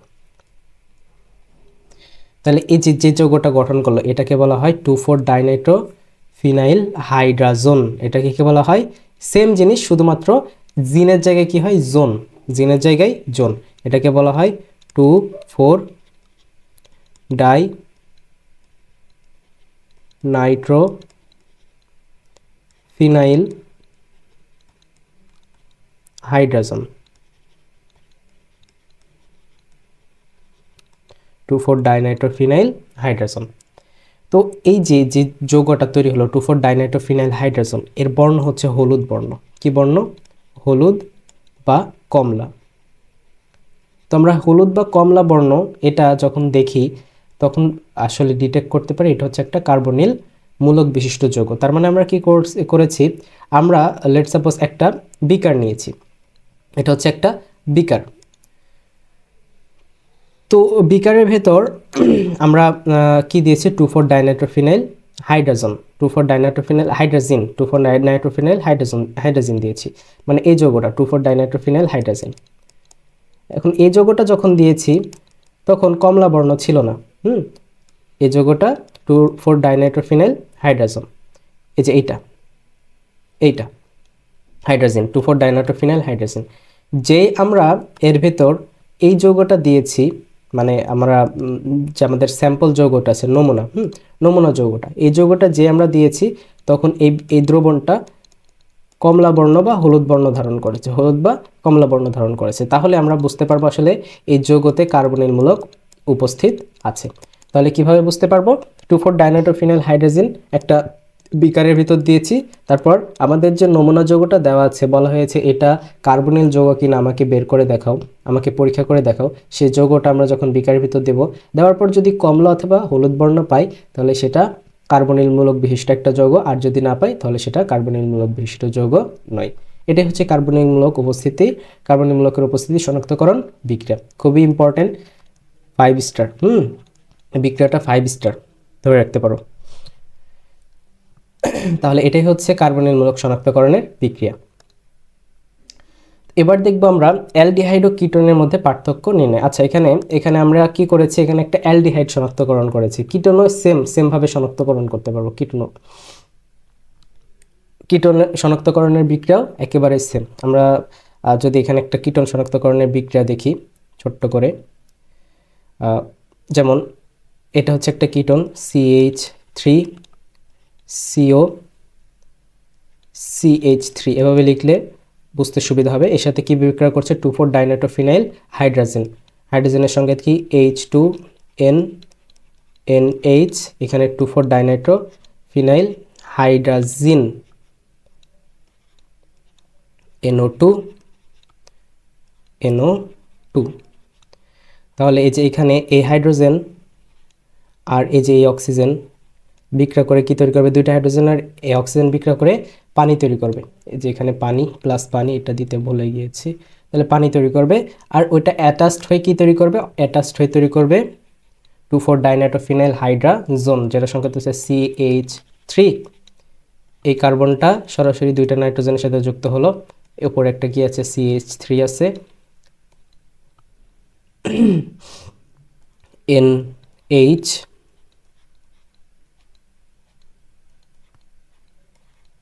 NO2, এখানেও NO2। তাহলে এটা হচ্ছে 2,4 ডাইনাইট্রোফিনাইল হাইড্রাজোন। এটা কি? 2,4 ডাইনাইট্রোফিনাইল হাইড্রাজোন, যার বর্ণ হচ্ছে হলুদ বা কমলা, যেটা দেখে আমরা ডিটেক্ট করতে পারবো আসলে এটা হচ্ছে একটা কার্বনিল মূলক বিশিষ্ট যৌগ। তো এভাবে কার্বনিল মূলকের উপস্থিতি শনাক্তকরণ করা হয় কিসের মাধ্যমে? 2,4 ডাইনাইট্রোফিনাইল হাইড্রাজিন পরীক্ষার মাধ্যমে। আচ্ছা, তাহলে আমরা কি করলাম? কার্বনিল মূলকের উপস্থিতি শনাক্তকরণ করলাম। মানে এটা অ্যালডিহাইডও হতে পারে, কিটোনও হতে পারে, আমরা এটা শিওরলি বলতে পারবো না এটা অ্যালডিহাইড এটা কিটোন। কার্বনিল মূলকের উপস্থিতি শনাক্তকরণের বিক্রিয়া যেটা 2,4 ডাইনাইট্রোফিনাইল হাইড্রাজিন এর মাধ্যমে, সেটা শুধুমাত্র শনাক্ত করে এটা কার্বনিল মূলক কিনা, অ্যালডিহাইড না কিটোন এটা কিন্তু শনাক্তকরণ করে না। তো অ্যালডিহাইড এবং কিটোন এটা শনাক্তকরণ বিক্রিয়া হচ্ছে টলেন বিকারক বা ফেইলিং দ্রবণ পরীক্ষা। টলেন বিকারক বা ফেইলিং দ্রবণ পরীক্ষার মাধ্যমে আমরা অ্যালডিহাইড বা কিটোন এই দুইটার মাধ্যমে, অ্যালডিহাইড ও কিটোন এই দুইটার মাধ্যমে পার্থক্য নির্ণয় করতে পারি, কোনটা অ্যালডিহাইড কোনটা কিটোন সেটা শনাক্ত করতে পারি। তাহলে আমরা চলেছি, সেটা খুব ইম্পর্টেন্ট, সেটা হচ্ছে টলেন বিকারক এবং ফেইলিং দ্রবণ পরীক্ষায়। তো অ্যালডিহাইড ও কিটোনের মধ্যে পার্থক্য নির্ণয়, অ্যালডিহাইড ও কিটোনের মধ্যে পার্থক্য নির্ণয়, অ্যালডিহাইড ও কিটোনের মধ্যে পার্থক্য নির্ণয়মূলক বিক্রিয়া হচ্ছে কি? টলেন বিকারক পরীক্ষা। তো আমরা এই বিষয়টাকে বুঝি। তো আমরা দেখলাম কি অ্যালডিহাইড, অ্যালডিহাইড কি? অ্যালডিহাইড কিটোন থেকে অধিক সক্রিয়, অ্যালডিহাইড কি কিটোন থেকে অধিক সক্রিয়। তাই অ্যালডিহাইড কি? অ্যালডি হচ্ছে তীব্র বিজারক, অধিক সক্রিয় মানে অ্যালডিহাইড আর কিটোন দুইটাই বিজারক, অ্যালডিহাইড আর কিটোন দুইটাই বিজারক। এখন অ্যালডিহাইড অধিক সক্রিয় কিটোন থেকে, তাহলে অ্যালডিহাইড তীব্র বিজারক আর কিটোন মৃদু বিজারক। বোঝো বিষয়টা? অ্যালডিহাইড আর কিটোন দুইটাই বিজারক পদার্থ, জারক না, বিজারক পদার্থ। এখন আমরা দেখলাম কি অ্যালডিহাইড বেশি সক্রিয় কিটোন থেকে, কিসের কারণে? ইলেকট্রনিক প্রভাব এবং আরেকটা হচ্ছে স্টেরিক বাধা। এই দুইটার কারণে অ্যালডিহাইড কিটোন থেকে বেশি সক্রিয়। তাহলে অ্যালডিহাইড অবশ্যই কি? তীব্র বিজারক, আর কিটোন মৃদু বিজারক, দুইটাই বিজারক। কিন্তু অ্যালডিহাইড বেশি তীব্র আর কিটোন কম তীব্র, মৃদু। এখন মনে করো যে একটা ফ্যামিলিতে শাশুড়ি আর বৌমা দুইজনই হচ্ছে নরম স্বভাবের মানুষ, ঠিক আছে? নরম স্বভাবের মানুষ, তাহলে ওদের মধ্যে কি ঝগড়া লাগবে না? ওদের মধ্যে ঝগড়া লাগবে না। তো মৃদু বিজারক আর মৃদু জারক এরা যদি পরস্পরের কাছাকাছি আসে তাহলে কোনো রিয়াকশানই দেয় না, নো রিয়াকশন, এখানে কোনো রিয়াকশনই হয় না। অর্থাৎ তীব্র বিজারক আর মৃদু বিজারক কোনো রিয়াকশান দেয় না। কিন্তু মনে করো যে ওই ফ্যামিলিতে বৌমা আর শাশুড়ি দুজনের মধ্যে যে কোনো একজন কি মানে নরম স্বভাবের না, মানে কি বলো এটাকে, কি বলে, ঝগড়ুটে স্বভাবের। ঝগড়ুটে স্বভাবের, ধরো শাশুড়ি ঝগড়ুটে স্বভাবের, তাহলে কি করবে? বৌমার সাথে সারাদিন খালি ঝগড়া করবে, সারাদিন ঝগড়া করবে। মানে বৌমা আর শাশুড়ি যখন কাছাকাছি আসবে তখন ওদের মানে শাশুড়ি ঝগড়া করবেই, তার মানে কি দুজনের মধ্যে রিয়াকশন হইতেছে। আর দুইজনই যদি ঝগড়ুটে স্বভাবের হয় তাহলে তো কথাই নাই, মানে দিনরাত শুধুমাত্র চুল ছিঁড়াছিঁড়ি মারামারি হবে, তাই না? তো মানে আমি এটা বলতে চাচ্ছি যে মৃদু স্বভাবের যদি শাশুড়ি এবং বৌমা হয় তাহলে তাদের মধ্যে ঝগড়া হবে না। বাট একজন যদি কি হয়, তীব্র স্বভাবের হয়, তাহলেই তাদের মধ্যে ঝগড়া হবে। ঝগড়া মানে বোঝাচ্ছে রিয়াকশন। অর্থাৎ বিজারক যদি মৃদু হয়, জারক যদি তীব্র হয়, অথবা বিজারক যদি হয় তীব্র, জারক যদি হয় মৃদু, যে কোনো একজন যদি তীব্র হয় তাহলে কি হবে? রিয়াকশন হবে। তার মানে এখানে একটা জিনিস খেয়াল করো, কিটোন কি? কিটোন হচ্ছে মৃদু বিজারক, কিটোন কি? মৃদু বিজারক। আরেকটা জিনিস সেটা হচ্ছে টলেন বিকারক এবং ফেইলিং দ্রবণ। টলেন বিকারক এবং ফেইলিং দ্রবণ কি এটা এখনো পড়াবো, জাস্ট মানে মেনে নাও টলেন বিকারক এবং ফেইলিং দ্রবণ এই দুটো হচ্ছে মৃদু জারক। আমার কথাটা মানে বিশ্বাস করে নাও, টলেন বিকারক এবং ফেইলিং দ্রবণ মৃদু জারক। এটা টলেন বিকারক কি ফেইলিং দ্রবণ কি একটু পরে বোঝাবো। এটা আমার কথা মেনে নাও, টলেন বিকারক এবং ফেইলিং দ্রবণ এটা দুইটাই মৃদু জারক। তো এখন কিটোন মৃদু বিজারক, তাহলে এই মৃদু বিজারক কিটোন এবং মৃদু জারক টলেন বিকারক এবং ফেইলিং দ্রবণ এরা বিক্রিয়া দিবে না, দুইজনই মৃদু স্বভাবের। কিন্তু অ্যালডিহাইড হচ্ছে তীব্র বিজারক। তো অ্যালডিহাইড টলেন বিকারক এবং ফেলিং দ্রবণ এরা দুটা মৃদু জারক, এদের সাথে বিক্রিয়া দিবে, অর্থাৎ তীব্র আর মৃদু বিক্রিয়া দেয়, মৃদু মৃদু বিক্রিয়া দেয় না। তো অ্যালডিহাইড টলেন বিকারক, এই যে বলেছি অ্যালডিহাইড টলেন বিকারক ও ফেলিং দ্রবণের সাথে বিক্রিয়া দিলেও কিটোন টলেন বিকারক ও ফেলিং দ্রবণের সাথে বিক্রিয়া দেয় না। এভাবে আমরা অ্যালডিহাইড এবং কিটোনের মধ্যে পার্থক্য নির্ণয় করতে পারি। তার মানে তোমাকে একটা যৌগ দেওয়া হলো, যৌগ দিয়ে বলা হলো যে দুইটা যৌগ, মানে একটা যৌগ দেওয়া, এখন বললো যে এটা তো এটা অ্যালডিহাইড নাকি কিটোন তুমি শনাক্তকরণ করো, অথবা তোমাকে এই যৌগটা দিল দিয়ে বললো যে এটা অ্যালডিহাইড না কিটোন শনাক্তকরণ করো। এটা তাহলে তুমি প্রথমে কি করবা, তাহলে তুমি করবা সর্বপ্রথম দেখবা এটা কার্বনিল যৌগ কিনা, কার্বনিল যৌগ কিনা এটা সর্বপ্রথম দেখবা, তাই না? কার্বনিল যৌগ কিনা সেটা শনাক্তকরণ করার জন্য 2,4-ডাইনাইট্রোফিনাইল হাইড্রোজেন ওই পরীক্ষাটা করতে হবে। ওই পরীক্ষাটা করে তুমি কি পেলা, হলুদ বা কমলা বর্ণ পেলা। তার মানে এইটা কি একটা কার্বনিল যৌগ। কার্বনিল যৌগ মানে এটা অ্যালডিহাইড হইতে পারে, কিটোন হইতে পারে। এরপর তুমি এই যৌগটাকে টলেন বিকারকের সাথে অথবা ফেলিং দ্রবণের সাথে বিক্রিয়া করালে। এখন টলেন বিকারক এবং ফেলিং দ্রবণের সাথে যদি সেটা রিয়াকশন দেয় তাহলে সেটা অ্যালডিহাইড, না দিলে সেটা কিটোন, কারণ কিটোন টলেন বিকারক এবং ফেলিং দ্রবণের সাথে বিক্রিয়া দেয় না, অ্যালডিহাইড দেয়। কেন দেয় না? কারণ কিটোন হচ্ছে মৃদু বিজারক, টলেন বিকারক, ফেলিং দ্রবণ হচ্ছে মৃদু জারক, মৃদু মৃদু বিক্রিয়া দেয় না।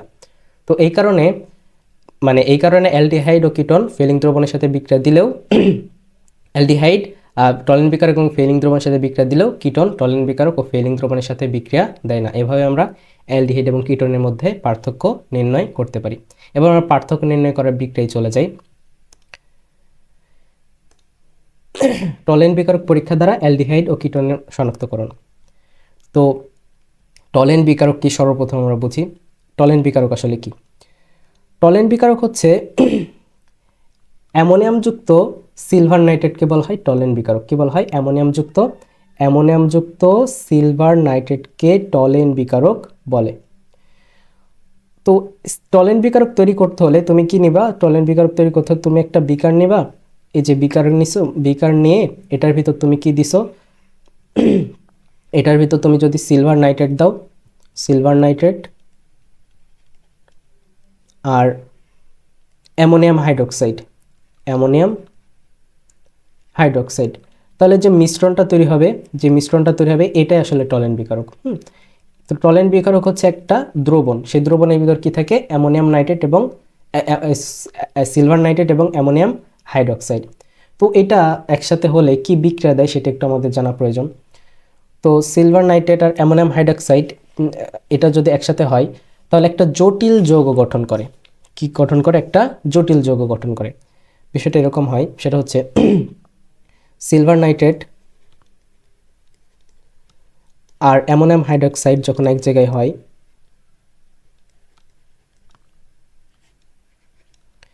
এটা হচ্ছে 2 অণু অ্যামোনিয়াম হাইড্রোক্সাইড নিয়েছি, না 1 অণুই নেওয়া লাগবে, 2 অণু নেওয়া লাগবে না। তাহলে এখানে silver hydroxide plus ammonium nitrate তৈরি হয়। সিলভার হাইড্রোক্সাইড আর অ্যামোনিয়াম নাইট্রেট মানে প্রতিস্থাপন বিক্রিয়া ঘটে এখানে, প্রথম ধাপে এটা তৈরি হয়।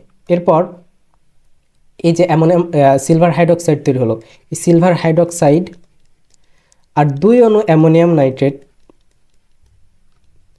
মানে সিলভার হাইড্রোক্সাইড যেটা তৈরি হয়েছে সেটার সাথে এই যে এটা 2 অণু যুক্ত হয়ে একটা জটিল যৌগ গঠন করে। জটিল যৌগটা হচ্ছে die ammonium NH3 die ammonium silver hydroxide, এই যৌগটা গঠন করে। Die ammonium silver hydroxide plus 2 অণু পানি গঠন করে, এটাই কি বলা হচ্ছে? Die ammonium silver hydroxide.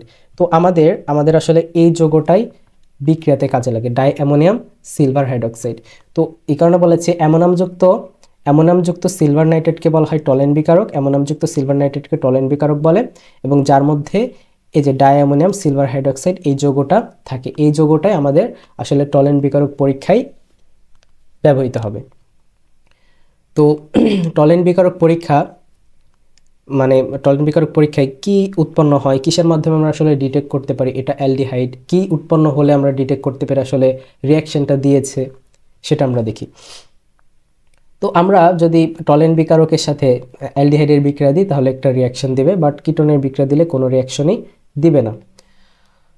তো আমরা একটা অ্যালডিহাইড নেই, সাপোজ এটা হচ্ছে একটা অ্যালডিহাইড CH3, সাপোজ না, অবশ্যই এটা একটা aldehyde CH3 CHO, methane aldehyde. তোমরা বড় বড় অ্যালডিহাইড নিয়ে করে দেখবা, ঠিক আছে, বিক্রিয়া দিয়ে দেখবা। এটার সাথে টলেন বিকারকের বিক্রিয়া, টলেন বিকারক আমরা টলেন বিকারকের ভেতর যে যৌগটা আছে সেটা 2 অণু নিব, ডাই অ্যামোনিয়াম সিলভার হাইড্রোক্সাইড।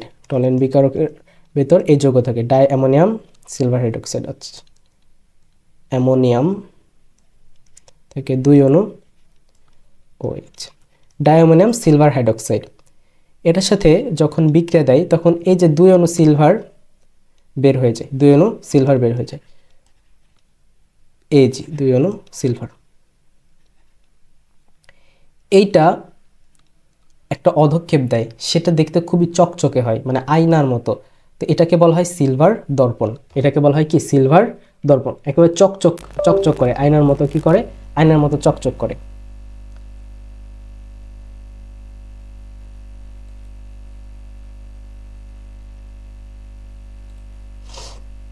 আয়নার মতো চকচক করে, তাই এটাকে বলা হয় সিলভার দর্পণ। সাথে তৈরি হয় 2 অণু অ্যামোনিয়া, 2 অণু অ্যামোনিয়া, সাথে তৈরি হয় 1 অণু পানি H2O। তো এই যে এই অংশটুকু একেবারে ফিক্সড, এই অংশটুকু একেবারে ফিক্সড, এই অংশটুকু প্রতিটা বিক্রিয়ার জন্যই ফিক্সড থাকে, এই অংশটুকু প্রতিটা বিক্রিয়ার জন্যই ফিক্সড, এই অংশটুকু প্রতিটা বিক্রিয়ার জন্য ফিক্সড যদি করো কোনো সমস্যা নেই। সাথে এখানে যত কার্বন বিশিষ্ট অ্যালডিহাইড ব্যবহার করেছো তত কার্বন বিশিষ্ট অ্যামোনিয়াম লবণ উৎপন্ন হয়, অ্যাসিডের অ্যামোনিয়াম লবণ CH3COONH4, এটা কি অ্যাসিডের অ্যামোনিয়াম লবণ। তো এটা হচ্ছে বিক্রিয়া। তো এই যে এখানে আমরা এই যে সিলভার দর্পণ উৎপন্ন হচ্ছে, সিলভার দর্পণ যেটা একটা চকচকে পদার্থ। তো দর্পণটা মানে যে দ্রবণটা উৎপন্ন হচ্ছে, আমরা কি করলাম, আমরা টলেন বিকারক নিয়েছি, একটা বিকারে আমরা টলেন বিকারক ধরলাম, টলেন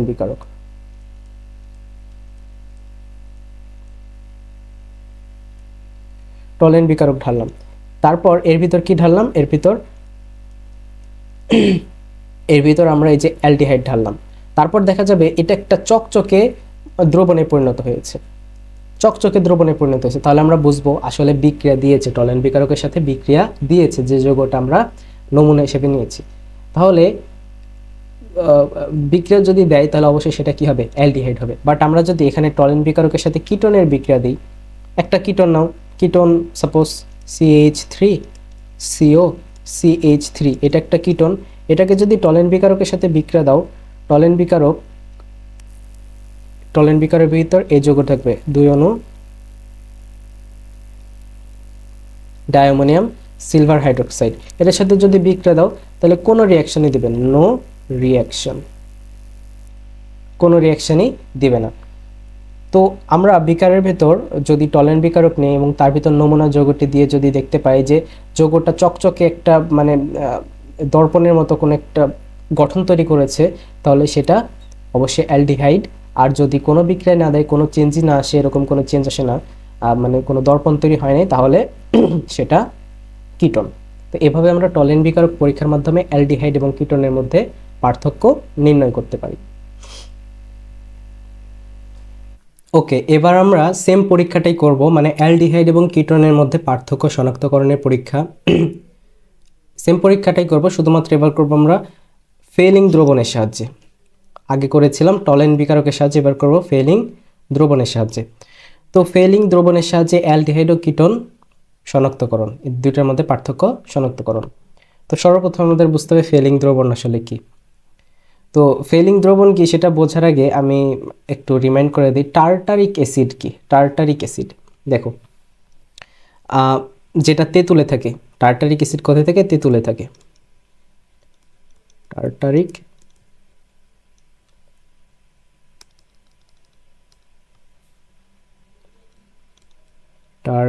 অ্যাসিড, টার্টারিক অ্যাসিড এর সংকেত হচ্ছে এরকম COOH অ্যাসিড গ্রুপ উপরে, তারপর সি সি সি, 4টা কার্বন থাকে, নিচে এবং উপরে অ্যাসিড মূলক, আর মধ্যে হচ্ছে অ্যালকোহল মূলক। এটা হচ্ছে টার্টারিক অ্যাসিডের সংকেত। তো এখান থেকে যদি আমরা কি করি, এই যে প্রথম আর শেষের যে হাইড্রোজেনটা আছে, এই দুইটা হাইড্রোজেনকে যদি আমরা সোডিয়াম আর পটাশিয়াম দ্বারা কি করি, প্রতিস্থাপিত করাই, সোডিয়াম আর পটাশিয়াম দ্বারা প্রতিস্থাপিত করাই, তাহলে সেটাকে বলে সোডিয়াম পটাশিয়াম টার্টারেট। মানে সোডিয়াম পটাশিয়াম টার্টারেটের সংকেত হচ্ছে এরকম, COO Na, মানে প্রথম হাইড্রোজেনকে সোডিয়াম দ্বারা এবং শেষের হাইড্রোজেনকে আমরা প্রতিস্থাপন করাবো পটাশিয়াম দ্বারা।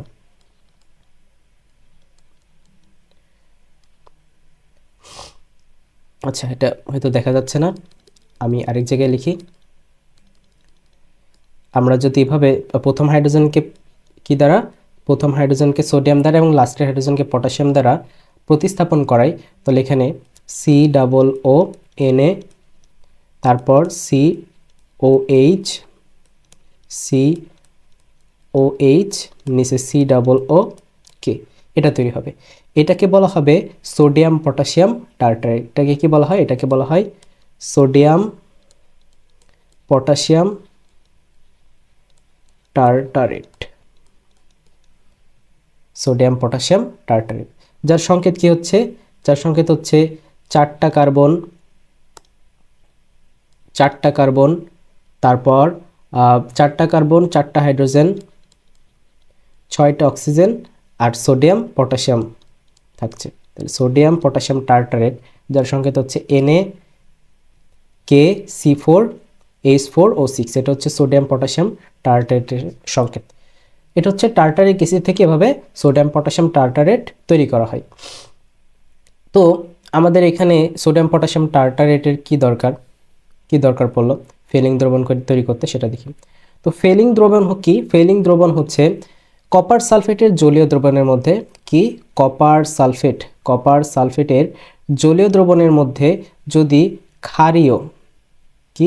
ক্ষারীয় সোডিয়াম পটাশিয়াম টার্টারেট, যেটা বা রেচিলি দ্রবণ, সোডিয়াম পটাশিয়াম টার্টারেটের আরেক নাম কি, রেচিলি দ্রবণ যোগ করা হয়, তাহলে যে নীল বর্ণের দ্রবণ তৈরি হয় সেটাকে বলা হয় ফেলিং দ্রবণ। তার মানে এখানে কি থাকে, এখানে তো প্রথমত থাকে কপার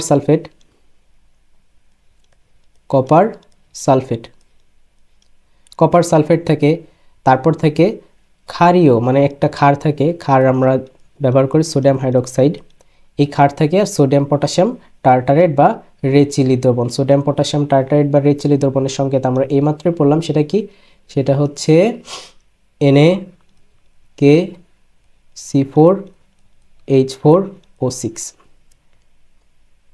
তো পটাশিয়াম সালফেটের মধ্যে পটাশিয়াম সালফেট বলছি, কপার সালফেটের মধ্যে ক্ষারীয় সোডিয়াম পটাশিয়াম টার্টারেট যোগ করলে নীল বর্ণের একটা দ্রবণ উৎপন্ন হয়, সেটা হচ্ছে ফেলিং দ্রবণ। তার মানে তুমি একটা বিকার নিয়েছো, বিকারের মধ্যে কপার সালফেট দিয়েছো, সোডিয়াম হাইড্রোক্সাইড একটা ক্ষার দিয়েছো এবং তারপর সোডিয়াম পটাশিয়াম টার্টারেট বা রেচিলি দ্রবণ দিয়েছো, তাহলে একটা নীল বর্ণের দ্রবণ উৎপন্ন হবে, সেই দ্রবণটাকে বলা হয় ফেলিং দ্রবণ।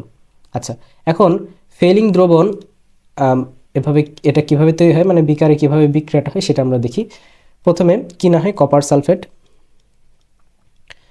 সালফেটের সাথে 2 অণু সোডিয়াম হাইড্রোক্সাইড মানে ক্ষার বিক্রিয়া করে এখানে কি তৈরি করে, কপার হাইড্রোক্সাইড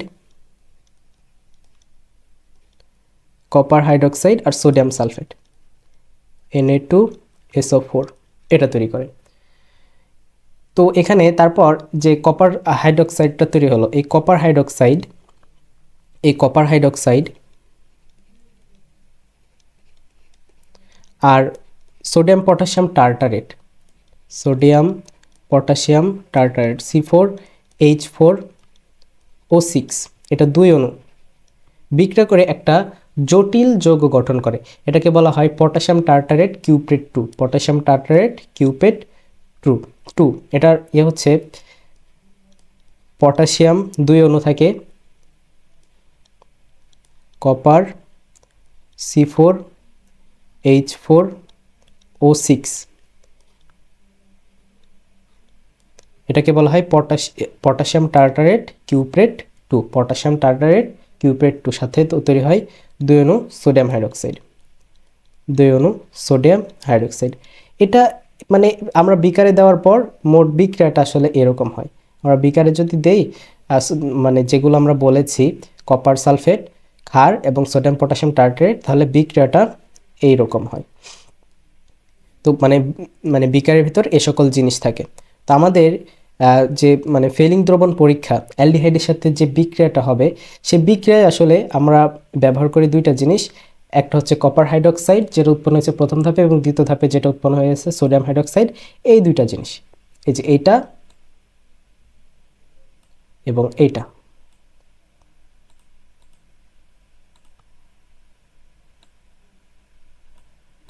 এই দুইটা জিনিস আমাদের ব্যবহৃত হয় ফেইলিং দ্রবণ পরীক্ষায়। তাহলে ফেইলিং দ্রবণ সম্পর্কে আমরা বলছিলাম। ফেইলিং দ্রবণ কি? কপার সালফেটের জলীয় দ্রবণের মধ্যে ক্ষারীয় সোডিয়াম পটাশিয়াম টার্টারেট বা রেচিলি দ্রবণ যোগ করলে যে নীল বর্ণের দ্রবণ উৎপন্ন হয় সেটাই হচ্ছে ফেইলিং দ্রবণ। তো কি করেছি, কপার সালফেট, এটা হচ্ছে কপার সালফেট, কপার সালফেটের ভিতর কপার সালফেট আর সোডিয়াম হাইড্রোক্সাইড সর্বপ্রথম বিক্রিয়া করে কপার হাইড্রোক্সাইড এবং সোডিয়াম সালফেট তৈরি করে। এবার কপার হাইড্রোক্সাইড আর সোডিয়াম পটাশিয়াম টার্টারেট এই বিক্রিয়া করে কি তৈরি করে? ডাইপটাশিয়াম টার্টারেট কিউপ্রেট 2, পটাশিয়াম টার্টারেট কিউপ্রেট 2। এই যৌগের নাম আমি মুখে বলছি, লিখে নিতে পারো। সেটা হচ্ছে পটাশিয়াম টার্টারেট কিউপ্রেট 2। আমি লিখে দিই পটাশিয়াম টার্টারেট কিউপ্রেট 2। বাট আমাদের ফেইলিং দ্রবণ পরীক্ষায় এই দুইটা জিনিস শুধুমাত্র কাজে লাগবে।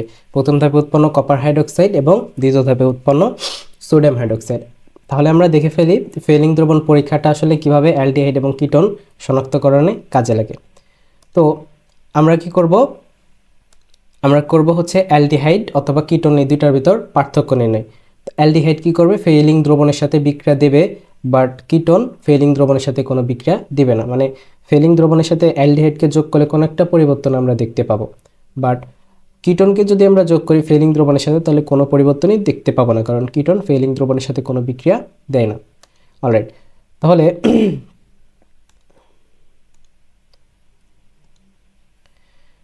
তাহলে মানে আমরা একটা নিলাম। সর্বপ্রথম আমরা একটা অ্যালডিহাইড নিলাম। সাপোজ আমরা নিলাম হচ্ছে এইটা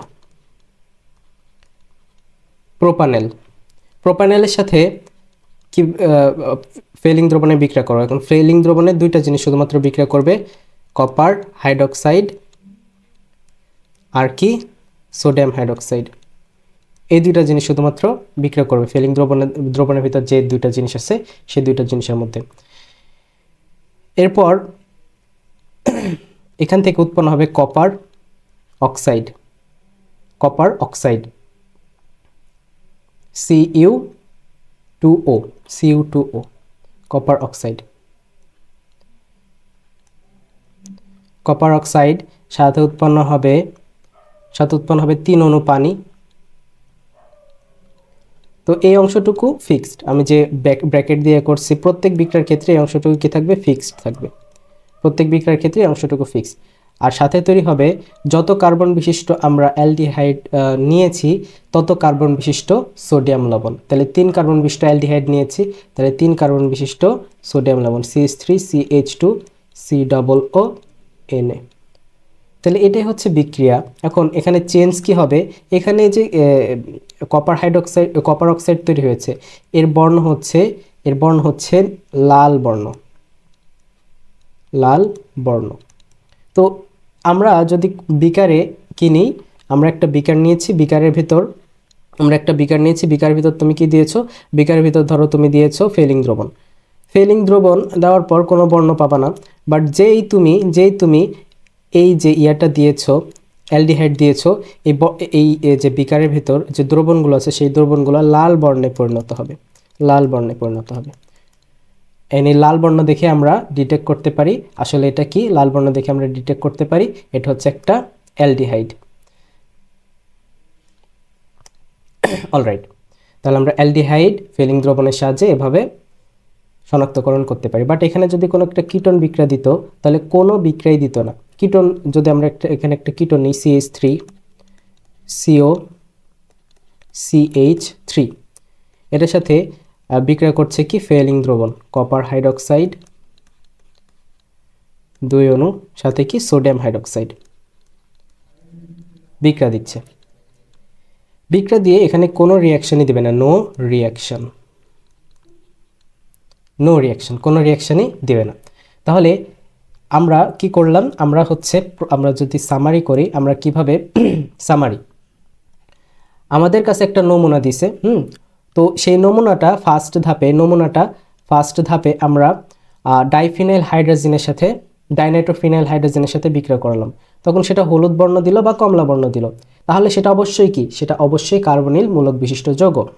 এখন আমরা বুঝতে পারলাম সেটা কিটোন হতে পারে, সেটা অ্যালডিহাইডও হতে পারে। তো এখন আমরা টলেন বিকারক এবং ফেলিং দ্রবণ পরীক্ষা দিচ্ছি। তো টলেন বিকারক পরীক্ষা এবং ফেলিং দ্রবণ পরীক্ষা শেষে এই দুইটা পরীক্ষায় যদি দেয়, টলেন বিকারক পরীক্ষায় সিলভার দর্পণ এবং ফেলিং দ্রবণ পরীক্ষায় লাল অধক্ষেপ, টলেন বিকারক পরীক্ষায় সিলভার দর্পণ এবং ফেলিং দ্রবণ পরীক্ষায় লাল অধক্ষেপ, এই দুইটা যদি দেয় তাহলে নমুনাটি কি অ্যালডিহাইড, আর যদি না দেয় তাহলে নমুনাটি কিটোন। খুবই সিম্পল। তাহলে আমাদের কাছে একটা নমুনা যদি দেয়, যদি বলে যেটা অ্যালডিহাইড নাকি কিটোন তুমি শনাক্তকরণ করো, তাহলে সর্বপ্রথম শনাক্তকরণ করতে হবে সেটা কার্বনিল যৌগ কিনা। কার্বনিল যৌগ শনাক্তকরণের বিক্রিয়া হচ্ছে ডাইনাইট্রোফিনাইল হাইড্রোজেনের সাথে যদি হলুদ বর্ণ বা কমলা বর্ণ দেয় তাহলে সেটা হচ্ছে কার্বনিলমূলক বিশিষ্ট যৌগ। তাহলে এটা দিল। তারপর আমাদের টলেন বিকারক বিক্রিয়ায় যদি সিলভার দর্পণ দেয় এবং ফেলিং দ্রবণ পরীক্ষায় লাল অধক্ষেপ দেয় তাহলে সেটা অ্যালডিহাইড, আর যদি না দেয় তাহলে সেটা কিটোন। এভাবে আমরা কার্বনিলমূলক শনাক্তকরণ করতে পারি, কার্বনিলমূলক থেকে সেটা অ্যালডিহাইড না কিটোন সেটা এক্স্যাক্টলি শনাক্তকরণ করতে পারি। তো আজকের ক্লাস এই পর্যন্তই। আমাদের কার্বনিল যৌগের উপর আরেকটা ক্লাস লাগবে, তাহলে নেক্সট ক্লাসে আবারও দেখা হচ্ছে। সেই পর্যন্ত ভালো থাকো, সুস্থ থাকো, শুভকামনা, আল্লাহ হাফিজ।